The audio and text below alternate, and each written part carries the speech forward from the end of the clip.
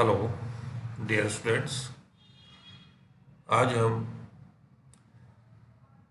राज्य सरकार के विभागों की कड़ी में गृह विभाग के बाद वित्त विभाग के बारे में जानकारी प्राप्त करेंगे। जैसा कि हम जानते हैं, प्रशासन को या सरकार को अपने कार्यों को पूरा करने के लिए, लक्ष्यों की पूर्ति के लिए, नीतियों को लागू करने के लिए,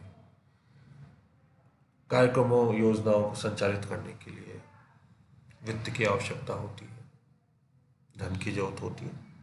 ऐसे वित्त विभाग की जो भूमिका है, वित्त विभाग की जो कार्य प्रणाली है, संपूर्ण राज्य सरकार एवं उसकी लोक प्रशासन व्यवस्था को पूर्णतः प्रभावित करती है। ये चीज हमें समझ लेनी है।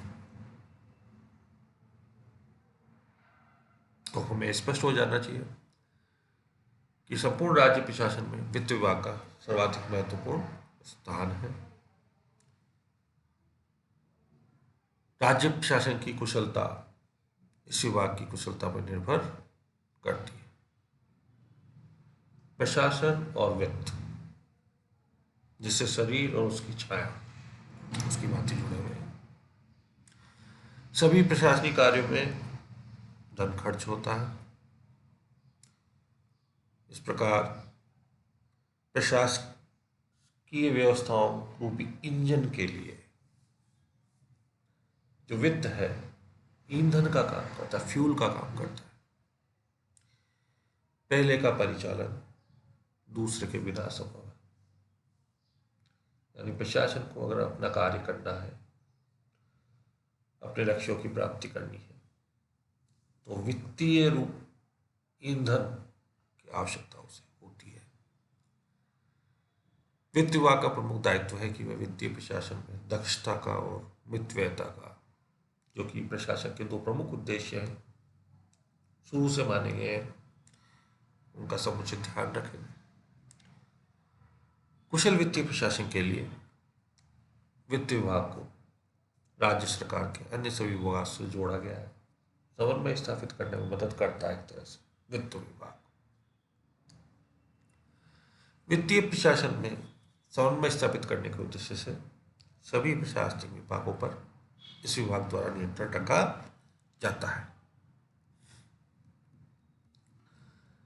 वर्तमान में ये जो विभाग है, वित्त विभाग, अपनी भूमिका को निभाने के लिए कार्य की प्रकृति के हिसाब से विभिन्न प्रभागों में बटा हुआ है।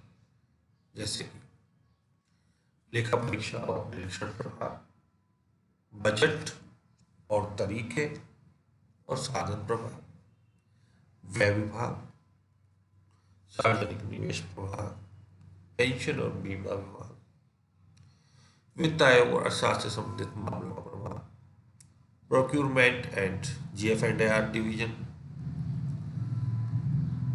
नियम प्रभाग, राजस्व विभाग, कराधान प्रभाग, जिसमें है वाणिज्य कर और पंजीकरण एवं टिकट, आबकारी प्रभाग और कानूनी प्रभाग। कुल मिला कितने हो गए? 12।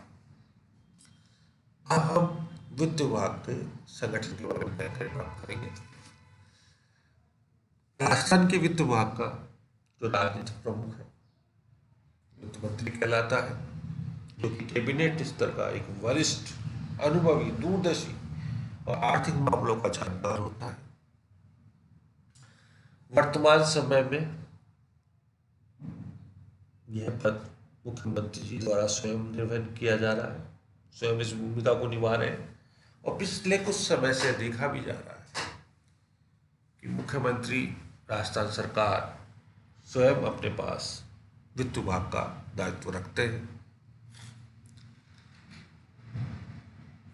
अतिरिक्त मुख्य सचिव वित्त विभाग के प्रशासनिक नियंत्रण, ध्यान दें, सचिवालय स्तर पर प्रमुख प्रशासनिक अधिकारी जिस पे इसकी जिम्मेदारी है, वो होते हैं किस रैंक के? अतिरिक्त मुख्य सचिव, ACS रैंक के होते हैं। इनके अधीन वित्त सचिव बजट, वित्त सचिव राजस्व और विशेष सचिव वित्त व्यय, तीन के, बजट से संबंधित, राजस्व से संबंधित और व्यय से संबंधित। और इनके नीचे बहुत सारे संयुक्त सचिव, उप सचिव, जैसे कि आगे आपको चार्ट बताया जाएगा, कार्यरत है। सबसे पहले बात कर लेते हैं वित्त सचिव बजट। इनके नियंत्रण में, जैसे कि हम चार्ट पे चलते हैं, वहां से आसानी से आपको समझ में आ जाएगी सारी बात। ये ऑर्गेनाइजेशन चार्ट, सबसे ऊपर chief minister as a finance minister work कर रहे हैं, और प्रशासनिक प्रमुख के रूप में एडिशनल चीफ सेक्रेटरी, अतिरिक्त मुख्य सचिव वित्त कार्यरत हैं। इनकी सहायता तीन सचिव आपको दिख रहे हैं, सेक्रेटरी फाइनेंस बजट से संबंधित, सेक्रेटरी फाइनेंस रेवेन्यू से संबंधित, और स्पेशल सेक्रेटरी फाइनेंस एक्सपेंडिचर यानी व्यय से संबंधित है। इसमें आपको साफ साफ दिख रहा है कि सेक्रेटरी फाइनेंस जो बजट है उनके अधीन डायरेक्टर बजट, और डायरेक्टर के अधीन जॉइंट सेक्रेटरी और बजट से संबंधित और वेज और मील्स से संबंधित जॉइंट सेक्रेटरी उनके पास कार्यरत है। इसके अलावा joint secretary rules first, second और GNT एंड कोऑर्डिनेशन के जॉइंट सेक्रेटरी, इनके अंडर में डिप्टी सेक्रेटरी भी हैं, फिर जॉइंट सेक्रेटरी EAD। तो इस तरह से आप इसमें देख सकते हैं, यही व्यवस्था रेवेन्यू में है। Joint secretary tax, excise, revenue और OSD tax, research cell, additional legal member भी है इसमें। इसी तरह स्पेशल सेक्रेटरी फाइनेंस एक्सपेंडिचर में deputy secretary expenditure first, second, third, मतलब कुल मिला के 5 तक है। जॉइंट सेक्रेटरी ऑडिट एक्सपेंडिचर में ऑडिट वाले हैं, और joint secretary insurance and pension. तो इस तरह से एक ये ढांचा है, ऑर्गेनाइजेशन संरचना है, जिसको हमें ध्यान रखना है।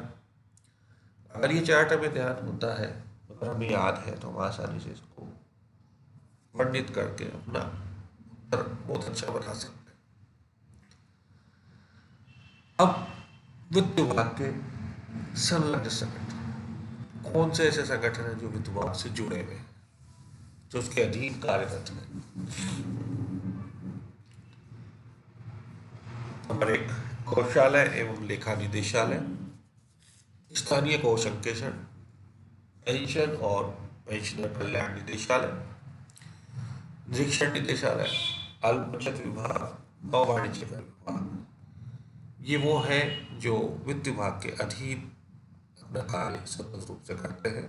इसके अलावा राज्य बीमा एवं सामान्य भविष्य निधि विभाग, नगरीय भूमि एवं भवन कर विभाग, पंजीयन एवं स्टैम्प विभाग, आबकारी विभाग, कुल कितने हो गए? 10। ठीक है, आप इसका ध्यान रखेंगे, इनको याद रखना, नाम याद रखना, सारे याद हो जाए बहुत अच्छी बात है, कुछ कुछ तो इनमें से आपको ध्यान रहना चाहिए। अब हम आ जाते हैं वित्त विभाग के कार्यों पे। डिपार्टमेंट ऑफ फाइनेंस, राजस्थान सरकार की जो कार्यविधि के जो नियम हैं उनके अनुसार वित्त विभाग के अनेक दायित्व हैं। कुछ परामर्शकारी हैं, कुछ नियंत्रणकारी हैं। मुख्य रूप से कार्यविधि के 2 नियम 10 और 34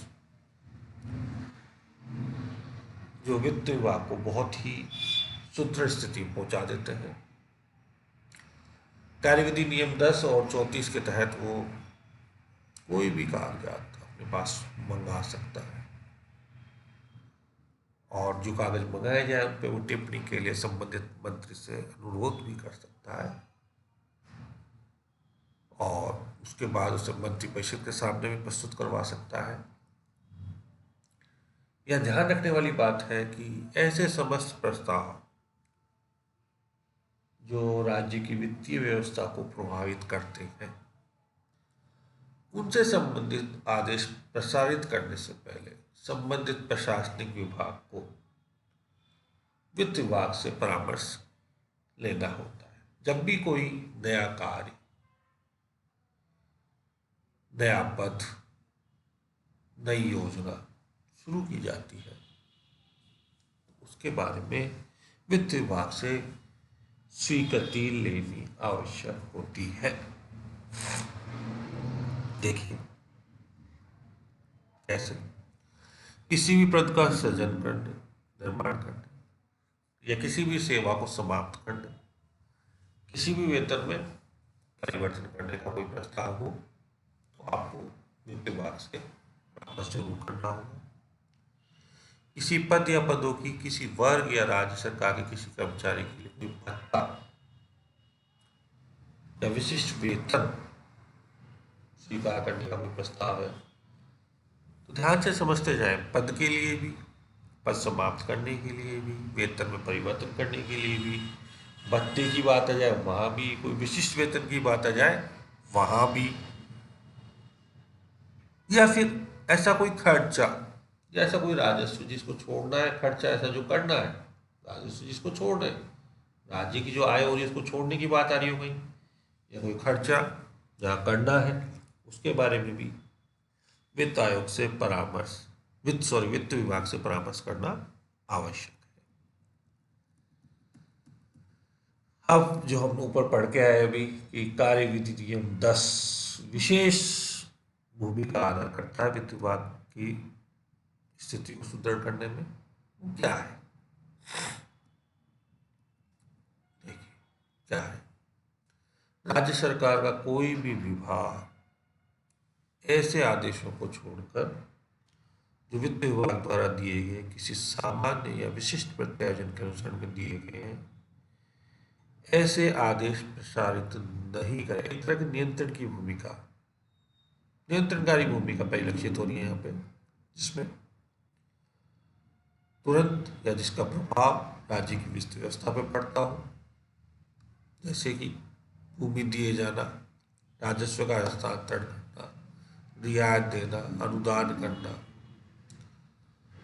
माइंस का लाइसेंस देना, वन संबंधी अधिकार है, जल शक्ति संबंधी अधिकार है, ऐसी कोई सुविधा है, विशेषाधिकार है, इस तरह का कोई भी कार्य नहीं कर सकते बिना वित्त विभाग को परामर्श लिए। किसी प्रकार से राजस्व की छूट हो, पदों की संख्या, श्रेणीकरण, संवर्ग, सेवा पदों, इस टाइप की कोई भी शर्तें हैं, इन सब में भी वित्त विभाग से परामर्श आवश्यक है। किसी भी ऐसा प्रस्ताव जिसमें वित्त विभाग से परामर्श लेना जरूरी है, हमने परामर्श लिया लेकिन अभी तक कोई सहमति नहीं मिली है, तो तब तक कार्रवाई नहीं होगी जब तक उसमें मंत्री परिषद में उस पर विचार नहीं कर लिया जाए। अगर आवश्यक है तो संबंधित प्रशासनिक विभाग को मंत्री परिषद में ले जा सकता है, जहां पे इस बारे में निर्णय लिया जाएगा। इसके अलावा पुनर्वियोग जो होता है, पुनर्विनियोजन होता है, बजट में जो प्रावधान होते हैं उसके अनुसार जो मद है उसी में धन खर्च किया जा सकता है। जब उस हेड से दूसरे हेड में धन को ट्रांसफर करना होता है, एक हेड से दूसरे हेड में, तो उसको पुनर्विनियोजन कहते हैं। लेकिन यह कार्रवाई भी संबंधित प्रशासनिक विभाग अपने स्तर पर नहीं कर सकते, उन्हें इसके लिए भी वित्त विभाग से परमिशन लेनी होती है। आगे वित्त विभाग द्वारा जो नियमों की छूट जो मिली हुई है प्रत्यायोजन की शक्ति के तहत, उसके अंतर्गत अंकेक्षण की कार्रवाई की जाती है, ऑडिट की कार्रवाई होती है, और वो वित्त विभाग द्वारा या उसके मार्फत अंकेक्षण अधिकारी को भी भेजी जाती है। एक तरह के ये कहने को तो परामर्शकारी कार्य है, लेकिन इसमें नियंत्रण भी छिपा हुआ है। आगे अन्य कार्य जो वित्त विभाग के स्वयं के प्रशासन से जुड़े हुए, खुद के प्रशासनिक विभाग से जुड़े हुए हैं, वो क्या है? वित्त विभाग राज्य सरकार की आर्थिक और वित्तीय नीतियों का निर्धारण करता है।